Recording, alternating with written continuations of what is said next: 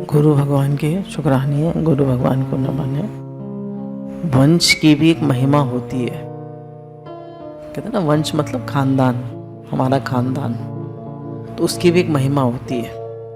कोई कोई लोग होते हैं, वे अपने खानदान का ही नाम लेते हैं कि हम बहुत बड़े वंश में पैदा हुए हैं। बहुत बड़े वंश में तो पैदा हुए हो, लेकिन खुद ठन पाल हो। बोले कि हमारे बाप दादा परदादा सम्राट थे, नवाब थे, हम नवाब वंशज के हैं। अच्छा जी, आप क्या करते हो?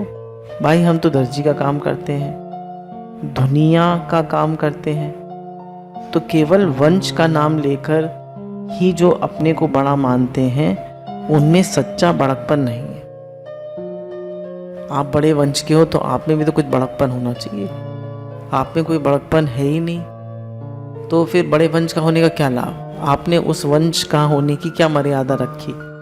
उस वंश का होने का क्या वो करा, कहना चाहिए उस वंश को निभाया आपने। मनुष्य बहुत धन होने से बड़ा नहीं हो जाता, ऊंची कुर्सी होने पर बड़ा नहीं हो जाता, बढ़िया कपड़ा पहनने पर बड़ा नहीं हो जाता। जिसके जीवन में पाप की जितनी कमी है, वह उतना बड़ा है। जिसके जीवन में जितना कम पाप है, वो उतना बड़ा है। सारी बात किसकी है कि आप कैसे बड़े हैं, कि आपके जीवन में पाप नहीं होना चाहिए। आपके पास कितना पैसा है, कितनी बड़ी कुर्सी है, वो मैटर नहीं करता। बड़े वंश के हैं मतलब आप कोई गलत काम ना करें, आप रिश्वत ना लें, आप चोरी ना करें, आप ठगी ना करें, आप झूठ ना बोलें, आप दूसरों को दुख ना पहुंचाएं, आप दूसरों को तकलीफ ना दें, तो आप बड़े वंश के हुए ना। मैं अपने बचपन की एक भूल सुनाता हूँ। एक महात्मा के पास गंगा किनारे कर्णवास आया। मेरी उम्र उस समय 18 वर्ष के लगभग होगी। मैं उनकी सेवा करता, पर जब उनके पास कोई पढ़ा लिखा आदमी आता तो वे मेरी तारीफ करते कि यह बड़े उच्च वंश का ब्राह्मण है, ऐसा विद्वान है, इसका बड़ा त्याग है, वैराग है। मेरे मन में आता कि महात्मा ये कहना चाहते हैं कि ऐसा आदमी हमारी सेवा में है, सो मैं कितना बड़ा हूँ। मेरी दोष दृष्टि उनके प्रति होती। मैं सोचता कि सामने वाले पर यह असर डालना चाहते हैं कि ये सेवक जब इतना अच्छा है तो उसका गुरु कितना अच्छा होगा। बाद में उस दोष दृष्टि के लिए मुझे बड़ा पश्चाताप हुआ। होता यह है कि प्रेमी के गुण ही गुण प्रियतम के सामने प्रकट होते हैं। प्रेमी लोग तो सेवा ही करते हैं, तो वे गुण कभी कभी इतने अधिक प्रकट हो जाते हैं कि जिनकी सेवा की जाए उनके भीतर भी नहीं पचते हैं और बलात् उनके मुंह से निकल जाते हैं। कह रहे कभी कभी जो सेवा करते हैं संत की, तो संत की सेवा करने से उनके अंदर बड़े भारी गुण प्रकट हो जाते हैं जो उनमें पहले नहीं थे। तो संत की सेवा करने से जितने की दोनों चीज़ें हैं, हमारे अंदर अच्छाई भी है, बुराई भी है। तो जब हम गुरु की सेवा में रहते हैं, संत की सेवा में रहते हैं, तो हमारे अंदर की सारी अच्छाइयाँ, सारी काबिलियत, जो हमें कुछ नहीं भी आता था, हम इतने होशियार नहीं भी थे, वो सारी होशियारी प्रकट होने लगी। तो वो जब संत देखते हैं कि इतना होशियार होता जा रहा है, इतनी इसका त्याग वैराग बढ़ रहा है, इसका जब अभ्यास बढ़ रहा है, तो वो तारीफ़ करने लगते हैं।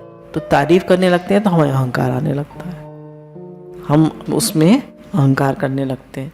कह रहे अहंकार ना करें, सारी बड़ाई इसमें गुरु की है, संत की है। तो ये है, उनका कोई स्वार्थ अथवा दोष नहीं है।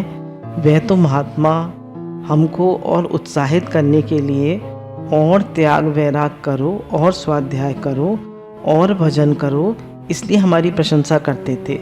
अब मालूम पड़ता है वे मेरी भूल थी।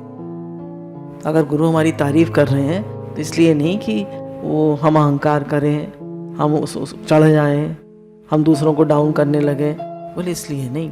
दूसरों को समझे ही नहीं, एकदम उसमें अपने उस मूड में आ जाए कि मैं सबसे होशियार हूँ, मैं सबसे गुरु के क्लोज हूँ।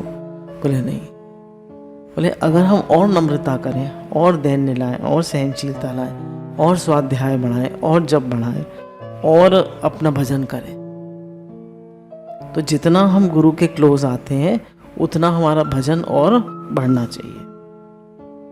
ऐसा होता है कि जो अच्छे वंश के लोग हैं, वे जो निष्ठा कायम कर लेते हैं उस पर डट जाते हैं। कह रहे हैं जो अच्छे वंश के होते हैं वो थितले उछले नहीं होते, जो कह दिया वो कह दिया, जो निष्ठा कर ली कितना जप करना है तो करना है, ये काम करना है तो करना है, कहने वो निश्चय कर लेते हैं तो उस काम को करते हैं। उनकी एक प्रतिष्ठा होती है, वे बारंबार यहाँ से वहाँ विचलित नहीं होते।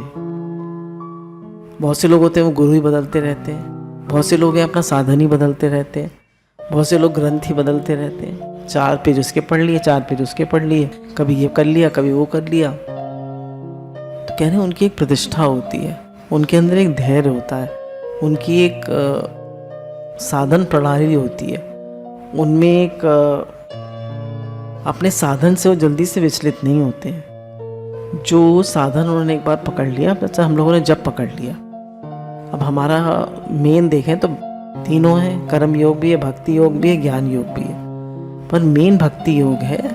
और अब हम जो जिस हम उसमें चल रहे हैं, भगवान से प्रेम है, अनन्य भक्ति है और जप है। तो साधन में मेन जप है, अब उसको आप बार बार बदलें। तो कह रहे हैं ये जो उच्च परंपरा के होते हैं, उच्च वंश के होते हैं, वो अपने साधन को बार बार बदलते नहीं हैं। कहते हैं वाह, हम ऐसे वंश के होकर और इस बात को छोड़ दें। हमारे बाप दादा इसके लिए मर गए, तो अपने वंश की भी एक महिमा होती है। तो कह रहे हैं जो अपने वंश के होते हैं, जो उच्च वंश के होते हैं, उनमें एक मर्यादा होती है, उनमें एक निष्ठा होती है। जो कर्तव्य उन्होंने कर लिया उसको पालन करने का भाव होता है। वो बात बात पर विचलित नहीं होते हैं, वो थोते और छिछले नहीं होते हैं, उनके अंदर एक गहराई होती है। गुरु भगवान के अनंत अनंत शुक्राने।